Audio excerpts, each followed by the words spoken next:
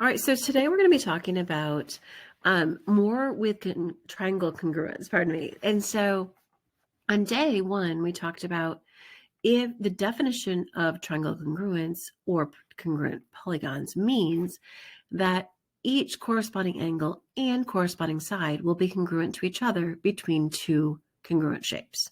And so the first way was pretty tedious because we had to show that every corresponding angle, so all three angles, corresponded to their, were congruent to their corresponding parts, or corresponding parts on the other triangle. And then each side was also congruent to those corresponding things. So the thing is, on day two, we said, well, there's a better way. Because of triangle rigidity, if we have a triangle that has the same three measurements for the sides, well, then a triangle with those same three measurements will also be congruent because there's only one real way to make a triangle with those same exact measurements, and the angles will follow between both triangles. So, and then we also talked about side and then angle and then side. So if you know two sides are congruent to each other in the corresponding triangles, and the angle that's included or in between those two sides will also be congruent, well, then those triangles have to be congruent. And part of it is because the angle in between those sides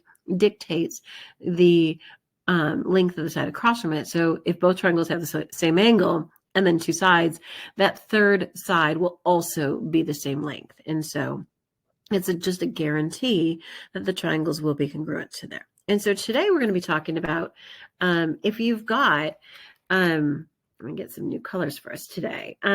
Let's say if we've got some triangles, okay, who are going to have some parts that match.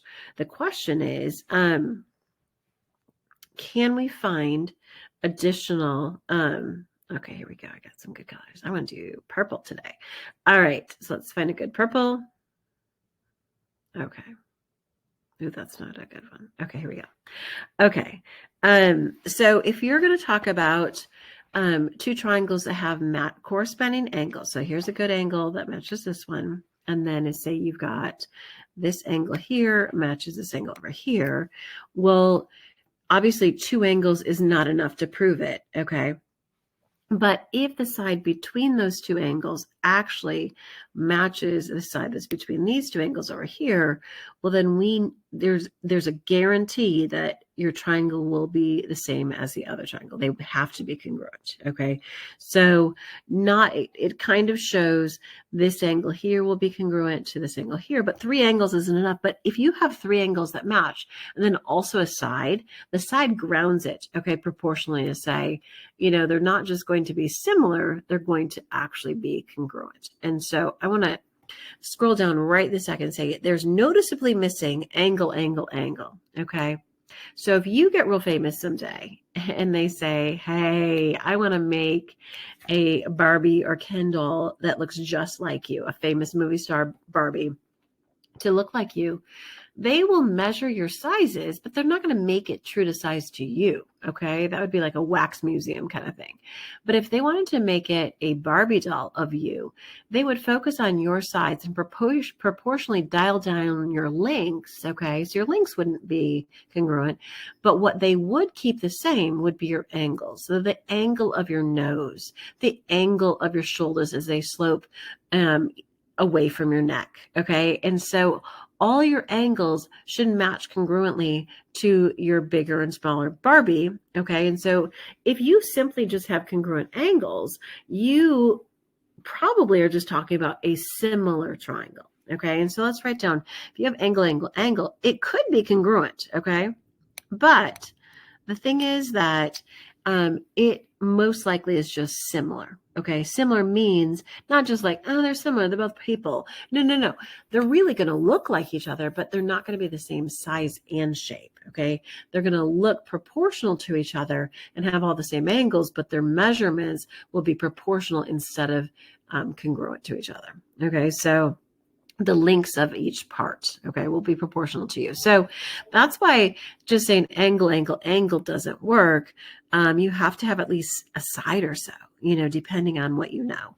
So another one would be if you know 2 angles and a congruent side, okay, so if these 2 angles match each other And then right here, you've got these two angles match each other.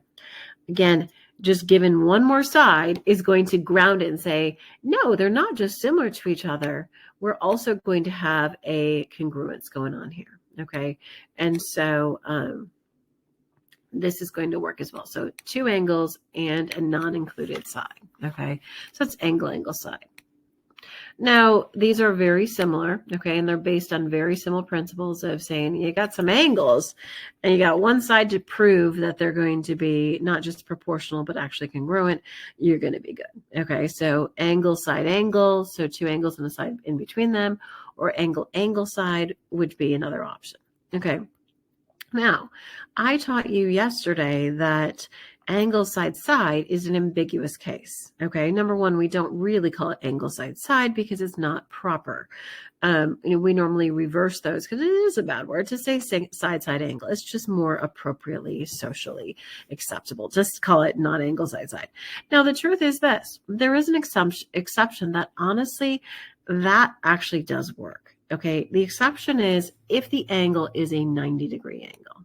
Okay, so actually you can do angle side if the angle is a 90, and that's the only if. Okay, now still it's not very proper to say it, and we don't want to say if the A is going to be 90 degrees. So the way you say that most succinctly, again, we don't want to use a million words, and so sometimes we have to use a million words to explain it, but if you want to talk about another valid proof is the exception to the angle side that actually does work.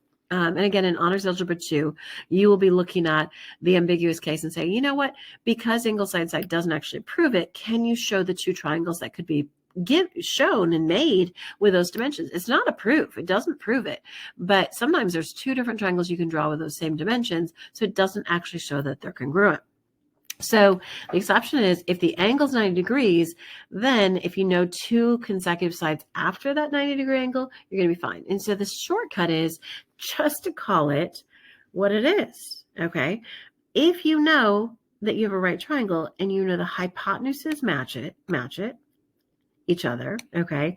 And then you've got corresponding legs that match each other too, then you've got a valid right triangle proof, okay? Or valid triangle proof. So hypotenuse leg means a hypotenuse is the real giveaway to say, what kind of triangles have a hypotenuse? Well, that would be a right triangle. So kind of like if you have a right triangle and the corresponding hypotenuses of those right triangles are congruent, and so is a corresponding leg, you do have a right triangle. Okay, so that's something we should be able to talk about. Okay, and before we go too much further, I do want to draw an example of the ambiguous case. So here's one example of it. So if you have a given angle, okay, right here, and I'm going to draw the corresponding angle here, okay? And so if you've got two triangles that have this angle, maybe it's like 40-degree angles, and then you have a side, okay? And so I'm going to try to be as consistent as I can. So if I have a given side that's, I don't know why this is so bumpy. Okay, so let's draw it as straight as we can. All right, so you've got a triangle with a given angle and the common side, okay? And if your second side of that is going to be a specific measure, there may be two ways to make it. What do you mean, woman? Well, what if your second side is actually yay long? Okay, do you see how this could be made in a triangle? All you'd have to do is connect this bottom left point with this point over here, and you would have a triangle, okay? However, what if you take that same exact blue dimension, okay, and I do need to extend this just a smidge. What if I took this blue length? Could I draw that the exact same length of the other blue line, but make a different shape than the triangle shown on the left? Well, breathe in a little bit. If you suck in a little bit, you can actually draw that exact same blue measurement. Okay, again, the same exact angle, side, and side measurements, but the way that you form that second angle has two options. They didn't tell us what that angle has to be, and you can actually have two potential resultant triangles based on those given angle side dimensions. And so when you get to Honors Algebra 2, you're going to say, all right, I learned that angle side side is really not a valid proof. It's not a nice word, but it's also not a valid proof because it doesn't definitively prove that we have that we're talking about the exact same triangle.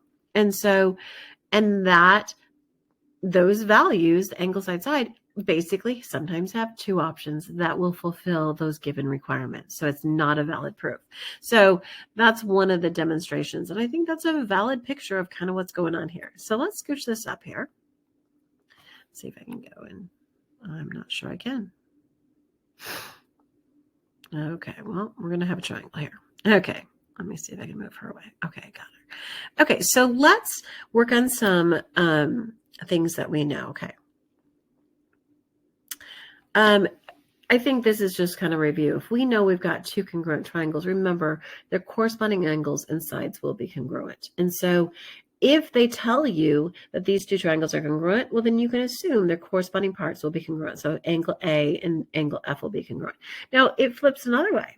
If you are within a triangle proof and you're like, hey, I just proved these two triangles are congruent, well, then you can move further and say, okay, if I've proven that these two triangles are congruent, then any corresponding part I can utilize within my proof afterwards and say, you know what, I already proved these triangles are congruent. So now I'm going to say angle A and F are congruent. Why?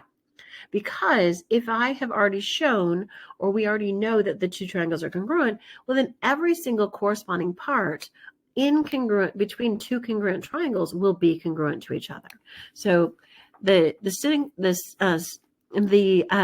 acronym is CPCTC, which means if you have congruent triangles, then each corresponding part within congruent triangles will be congruent to each other. Okay, and so knowing, hey, given congruent triangles, their corresponding parts of congruent triangles will be congruent. Okay, and so that's something we're going to do. Another helpful sequence we actually talked about yesterday was this. If I give you that you've got a right triangle, okay, then if we want to say, hey, those two angles will be congruent, here are some next steps you could do, okay? You can say, let's name those two angles and call them a name. Okay, what are we going to call them? We're going to call them right triangles. Why? Whenever we call somebody a name, we have to say by definition of something in general, okay? And it's the definition of perpendicular lines, okay? And so here is the definition of perpendicular lines. If you have a right triangle or right angles, you will have, if you have perpendicular lines, you'll get right angles. If you have right angles, you'll have a perpendicular lines. And so that would be the definition of perpendicular lines. So if you know you've got perpendicular lines, one step you can do is you can say their angles are going to be right. Why? Definition of perpendicular. Okay. And then the next thing is this. You've got two possible next right steps. You might say, hey, I've got a right triangle. You know, I just told you I've got a right angle. Well, you could say I've got a right triangle. Why? By the definition of a right triangle. A right triangle says you have a right triangle if you have a right angle within a triangle. Okay, and so this might be a potential following step, with the reason being definition of right triangles. Okay, another possible thing is if you said, hey, I've got two right angles, you could say as a follow-up step would be these two angles are congruent, and that's what we did yesterday. These two angles are congruent. Why? The right angle theorem. Okay. If you have two right angles, they're going to be congruent. Why? That's what right angles do. Every right angle around the world is going to be congruent to each other. Okay, so this might be a helpful sequence if you know you've got a perpendicular set of lines, and so you know there's right angles, which is the definition of perpendicular lines, and then you could say, hey, the two right angles that are formed are congruent to each other by the definition of by the right angle theorem, or you could say, hey, that means we have a right triangle by the definition of right triangle. So there could be two follow-up steps based on which one makes more sense for your proof. Okay, if you're going to do hypotenuse leg, you might say, hey, we've got a right triangle, and then say, hey, look, at the hypotenuse and the leg are congruent, therefore by hypotenuse leg we've got a congruent triangles. Okay, congruent triangles. So this might be a good thing for you to have in your heart. Okay, here we go. So let's do a couple of proofs, and we're going to get as far as we can on these little stinkers. So the first one says, given that angle, let's see, we've got angle DAC, D-A-C, DAC is congruent to angle BEC. Okay, so we've got those two angles congruent. And we also know that AC and CE are congruent. So let's write down AC. Okay, now I'm going to use a highlighter on this because it's a little bit of a longer shape. So A to C is going to be congruent to as well, this one here. So they're color coded. So the two green angles are congruent. The two purple sides are congruent. And what we want to prove is, and this is a weird step, there are multiple congruent triangles that we could hypothetically prove which ones they want us to do. They want ACD. So ACD, okay, so you can see that's going to be, we're going to talk about like along here, okay? We're going to do this triangle here, and then it's congruent to this triangle here. Okay, so those are the two triangles we want to prove. We want to prove that this blue triangle is congruent to, and I probably should start erasing because I got a lot of color going on, is going to be congruent to this green triangle right here. Okay, so that's what we want to prove. Okay, and so we know, let me erase this a little bit.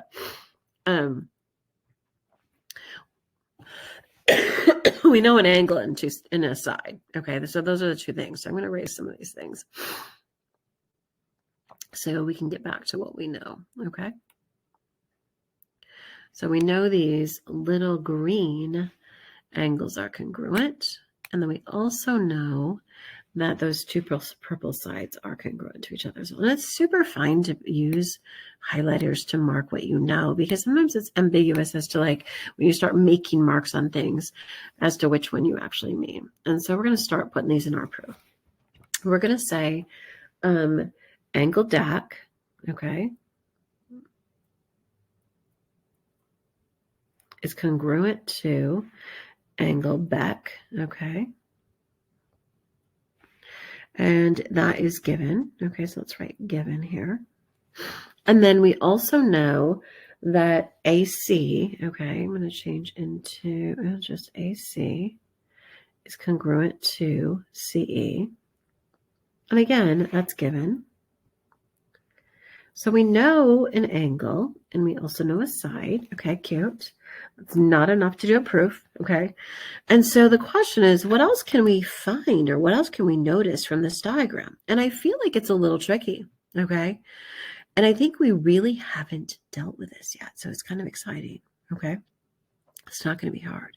But, okay, I'm going to recolor in this right here. Do you see that we're trying to prove that this triangle here, okay,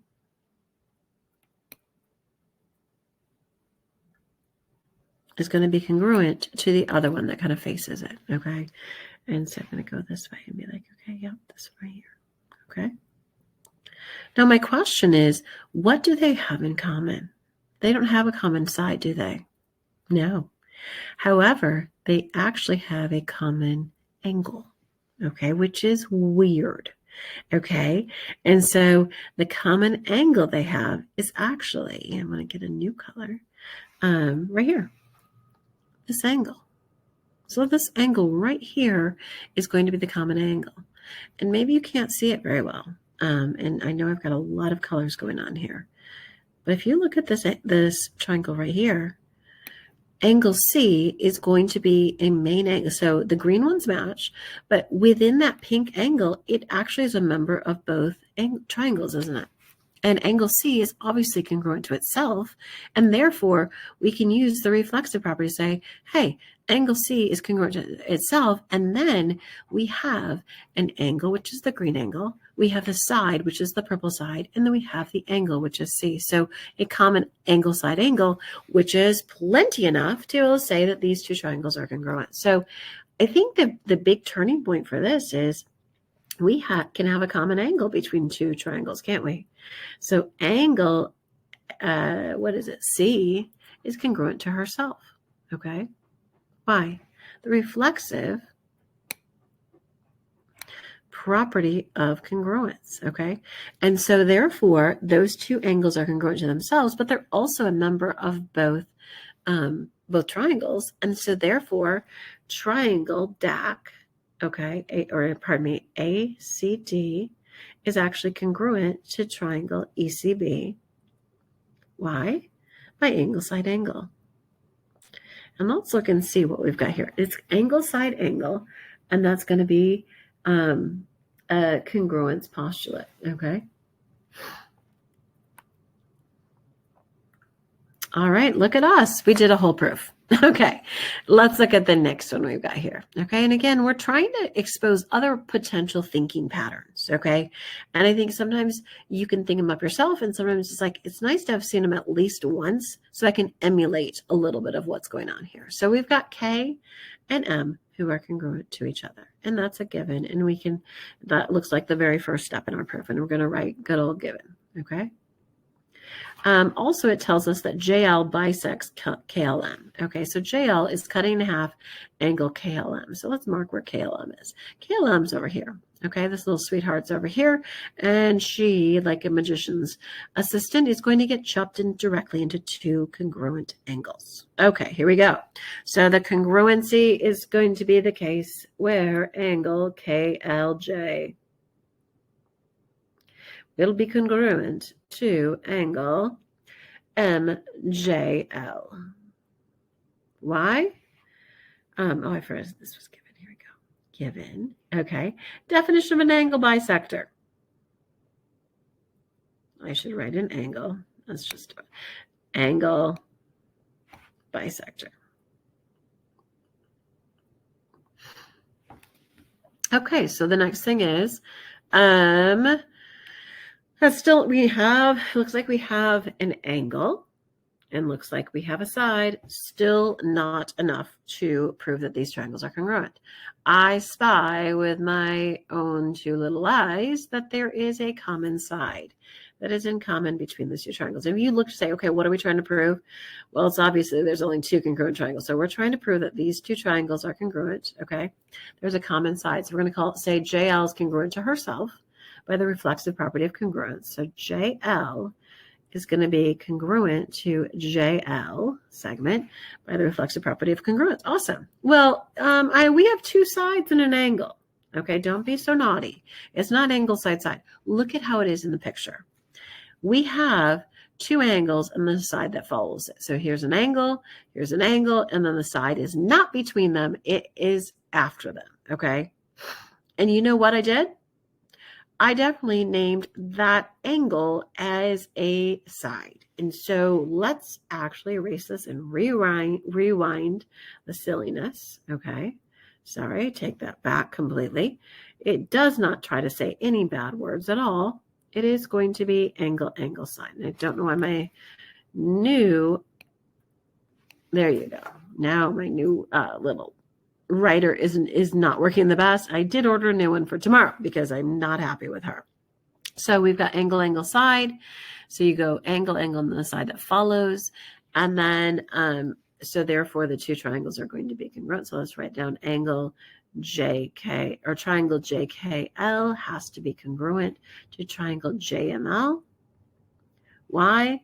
It's going to be angle, and then an angle, and then a side, and this is going to be congruence.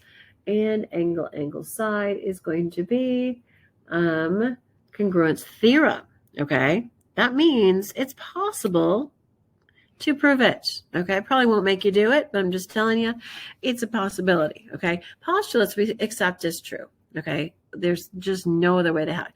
Theorems, you can stack up a couple postulates and say, hey, look at this. This is why. You can see how it's true. Okay, so let's look at our next page. Again, we're going to expose ourselves to a couple more proofs, okay? It's good to see how can you kind of do these? What would be some good thinking skills to help us walk through these things so that when we get to them on our own, how would we even do this? So if you were in my class today, I probably would let you think about part of it, without me as well, okay? And so it says angle N and P are right angles, okay? So N and P are right angles, and that's obviously a given. Now, part of proofs is you need enough corresponding parts to be congruent so that you know the two triangles match, okay? So the triangles themselves are going to be congruent. And so if you know that you have right angles, okay, well then guess what? like we looked at the given stuff is once you've talked about having right angles, okay, they didn't start with perpendicular, so we got to skip a step. Okay, they said, hey, they're right angles. Our next step could be, hey, those right angles are congruent, okay, but the story is they say we're going to call these right triangles. So that means we're probably a little foreshadowing music would be they're probably going to try to have us do hypotenuse leg. Okay. So instead of saying we're going to go for angle and some other shapes, they're saying, hey, let's call it what it is. Let's call it a right triangle and then move forward. And so if these are right triangles, then my question is this: why would you call it a right triangle? It's by definition of a right triangle. If it has a right angle in it and it's a triangle, well, then we know it's a right triangle. Okay. And so definition of right triangle. Okay. A right triangle is a triangle that has a right angle in it. Okay. So we could say, hey, angle P and N are congruent, and talk about by definition of right angles. However, hang on one second. Like right over here, we could say, hey, if we could say, hey, the two angles are congruent by the right angles theorem, pardon me. Okay. If we know that they're right angles, we could go to that point. But again, we're going to choose a different path because our hope is to prove these are triangles are congruent, by hypotenuse leg. Okay. So let's see how they actually pull this together. Again, they're walking us through it so that we can start to learn some of these methods ourselves. We don't have to be perfect, but we're just trying to get a little bit better. Okay. So there's something else that's given. Okay. Well, they said that MP and ON are going to be congruent. So MP and ON are going to be congruent. Okay. So I can make those marks in there. So those two are going to be congruent. So let's go ahead and tell the proof that that's what we're going to. So we're going to say MP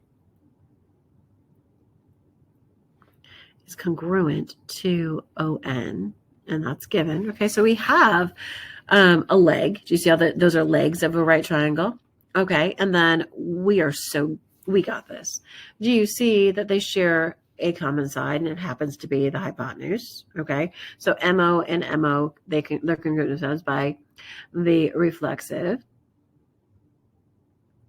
property of congruence. Okay, therefore, dun, dun, dun, the two triangles have to be congruent.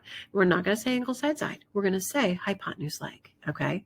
So hypotenuse leg, and then that is going to be hypotenuse leg for right triangles, and it's going to be a congruence theorem. That means it could be proven. Okay, proven. Okay, could be proven if one chooses. Okay, using other postulates and definitions. Okay. Now, the deal is this. We proved that the two triangles are congruent, but that wasn't the end of the line. What we're trying to say is, hey, can you prove that MN and OP are congruent? Okay. So wait a minute. How do we do that? Well, if we know the two triangles are congruent, then their parts match, right? Their corresponding parts will be congruent to each other. So that means that MN has to be congruent to OP. Why? Well, the corresponding parts of congruent triangles have to be congruent. Otherwise, they're not even congruent triangles. Okay, so that's going to be our reason. So that's kind of a cute little proof. I like it. Okay, and I think it's good to kind of practice walking through that so that you can say, okay, that's definitely an option. Okay, so let's try the next one. They give us that a pair of two sides will be parallel. Okay, so JK and LM are parallel, and then JL and KM are parallel. And what we want to prove is that the two sides that they tell us are congruent. And so we're going to have to show the two triangles are congruent first, and then therefore their corresponding parts will match. So our last thing is obviously going to be CPCGC. Corresponding parts of those triangles are going to be congruent. And you can see right here in the second to last step, we are going to end up proving those two triangles that look congruent are, and then as a result, their parts match. Okay, so it's not a big deal. So we can even just put down CPCGC down here if we really feel like it. Corresponding parts of congruent triangles have to be congruent. Okay, and so we're going to prove those two triangles are congruent, and then we're going to say, therefore, their parts match. Okay, so the first thing is obviously given that there's a pair of parallel lines. And so this is going to be given. Okay, so let's be smart here. If the lines, and I think this will be really an eye-opening wisdom here for you guys. Okay, so here we go. If JK is parallel to LM, I would like a highlighter. Okay, sorry. JK, she heard me. Okay, JK and LM are parallel. Okay. And I think the big thing is, I'm going to zoom in a skosh. If those lines are parallel, there really actually is only one set of alternate interior angles within this triangle that are based upon the parallelness of those two sides. When I was younger, I used to like, I think there's a couple. I'm like, no. If you've got a parallel lines, for every transversal, there's only one alternate interior angles that's congruent. Okay. So for each pair with each transversal. So there are 3 different transversals here, but if you're focusing on the transversal, who is the diagonal of this triangle, there's only one pair of alternate interior angles. Okay. So focus on the diagonal. Okay. So where is this diagonal? Well, this is diagonal right here. Okay. Okay. Now you can almost pretend there's no other diagonals around. Okay. I think that would be wise. Okay. Or no other transversals around. Okay. So if you pretend like the one on this side is not here, and if you pretend this one is not here too, that might help you delete some of those thoughts out of your heart. Okay. So if those side ones aren't true, angle 3 doesn't even exist, does it? Okay. The alternate interior angles who would be formed using only the parallel lines and the transversal, ignore the other transversals, would only be angle 2 and angle 4. Okay, so alternate interior, there's only one pair that works. If you've got a parallel set of parallel lines and one transversal, focus on only the alternate interior angles that would be formed. Okay. So angle 2 and 4 would be those ones. So I think that's going to be something, I'm pretty sure we ask you that pretty straight out. Okay. So angle 2 and 4 would be formed. Okay. And those would be alternate interior. I put 2 L's in alternate interior. Okay. Awesome. By definition of alternate interior. Okay. Angles. And then that means that angle 2 and 4 have to be congruent by the alternate interior angles. Theorem. Okay, so that does say theorem, kind of. Okay, doesn't, but my lovely stylist is doing great. Okay, so we have an angle. Woo-woo! Okay, it took 3 steps to get this angle proved or shown. Okay, so there's a common angle between those 2 triangles. Okay, we need some more stuff. Okay, well, it appears that they're going to give us some more parallel lines. I'm going to go back to our diagram. I'm going to erase the given parallel, these guys here, if I can. I'm not sure they're going to let me here. Oh, here we go. So I'm going to erase these and all our work. Okay. I'm going to keep labeled on here that, pardon me, that we did show that 2 and 4 are going to be congruent. Okay. And so our next bet, it would be if these 2 lines are parallel, okay, and the transversal again is the diagonal, okay, which 2 alternate interior angles would be formed, okay? And so let's see if I can get another fun color for us. I think I'd like a nice pink. No such luck. Oh, here's a pink. Okay, here we go. Got a pink. So that, ooh, doesn't even look pink. So if you're going to, let me see if I can fix her.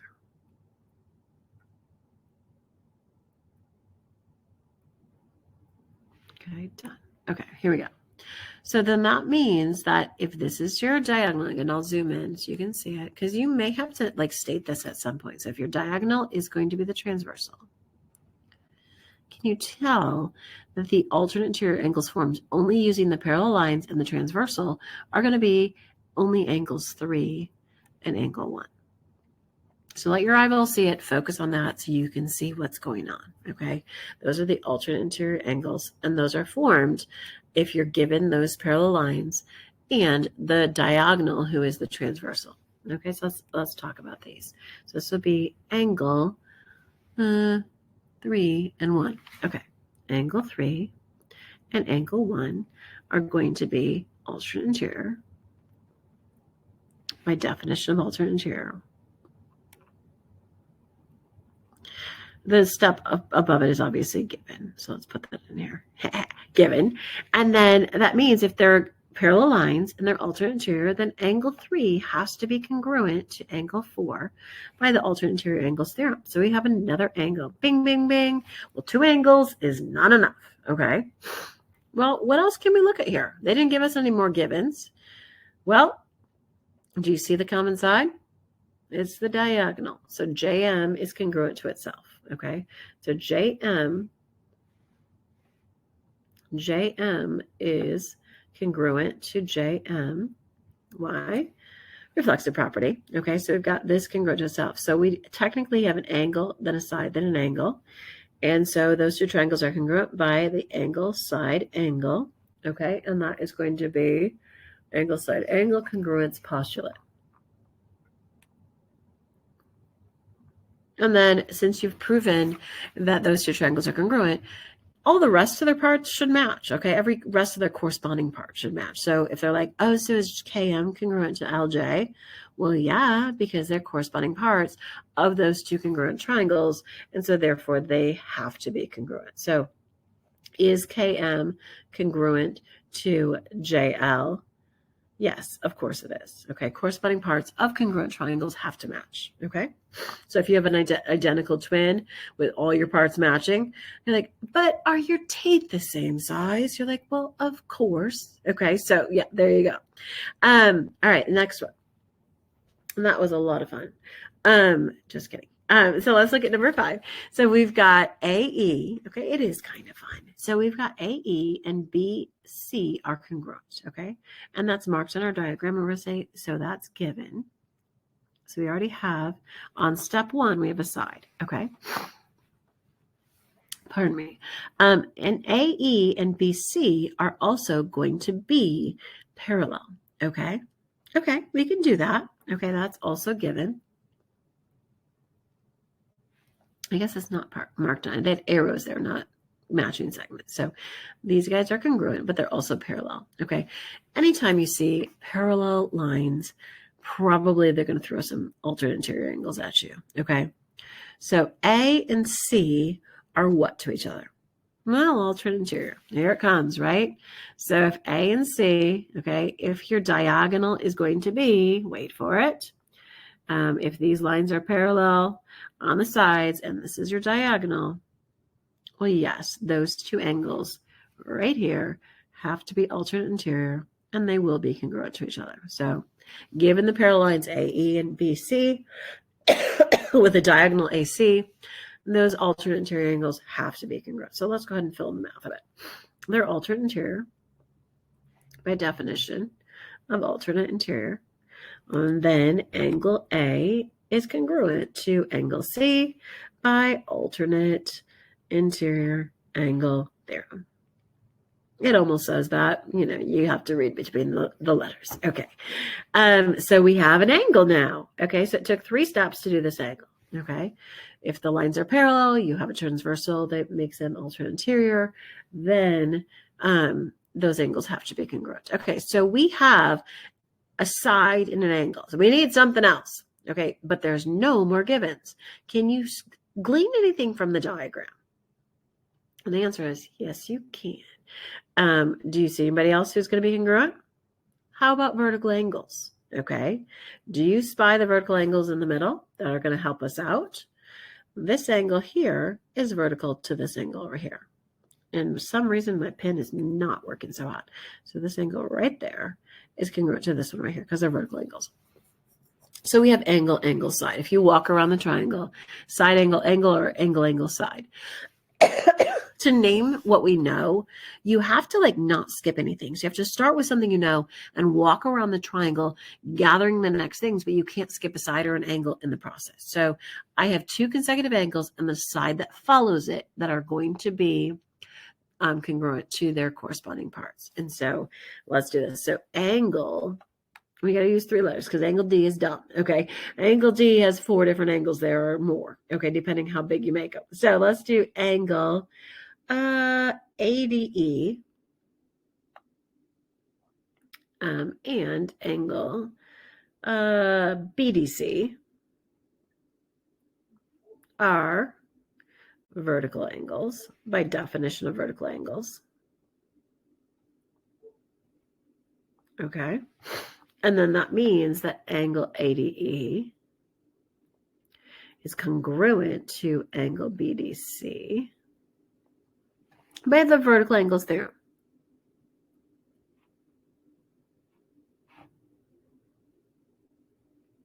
Okay, so there you go.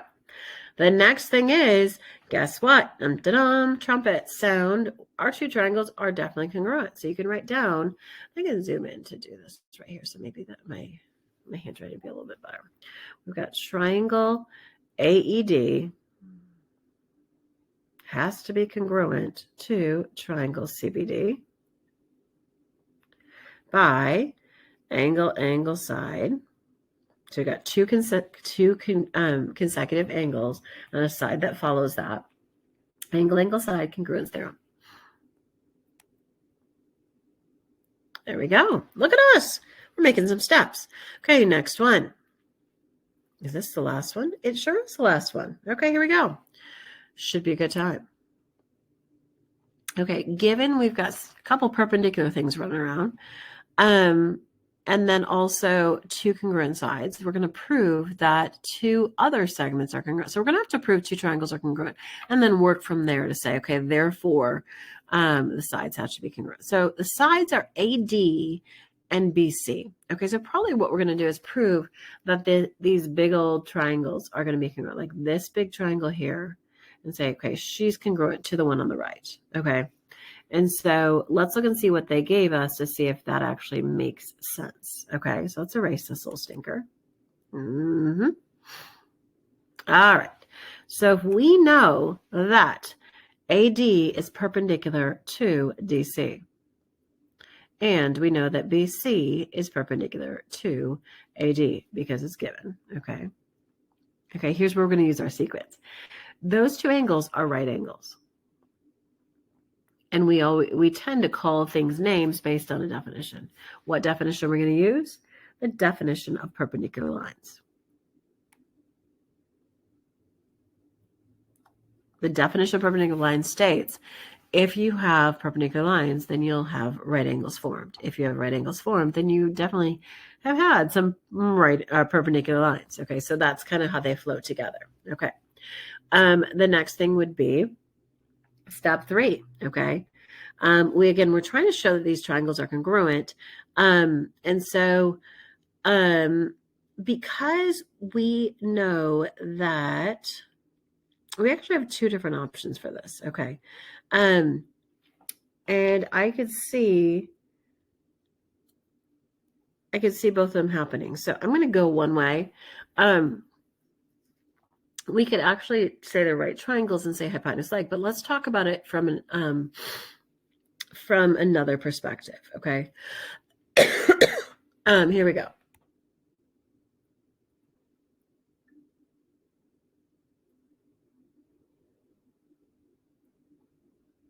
Actually, hang on a second. All right, so I'm going to do something here just because I think it'll make a better problem.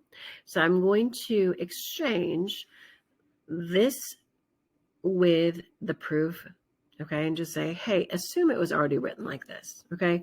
We're going to say that we're going to know that AD and BC are congruent, and we're going to show that AC and DB will be congruent. So we're going to interchange those things. It'll make a better proof for what we've already done in the light of what, will help you moving forward. So here we go. We've got right angles. And so the thing is, we could say, hey, we've got a right triangle, okay? And that'd be awesome if we knew the hypotenuse and the leg. Okay, because if I just changed it, we know two legs. Okay, and so we know these two are congruent, and by reflexive property, we know this bottom. So we know two legs and not the hypotenuse and legs. So it makes more sense to talk about the angles being congruent to each other. And so we're going to say angle ADC is congruent to angle BCD. Why? Because of, and we talked about this a minute ago, go back over here in our notes. Okay, if you said that you've got a right triangle and you have two right angles, then we can say they're congruent by the right angle theorem. Okay, so therefore, we know we've got right angles by the definition of perpendicular lines and by the right angle theorem. Okay, theorems tend to talk about the sides of things. So the right angle theorem. Okay, so we have an angle. Okay, in these two triangles we're trying to show are congruent. We know that there is a common angle that's going to be congruent to themselves. Okay, each other.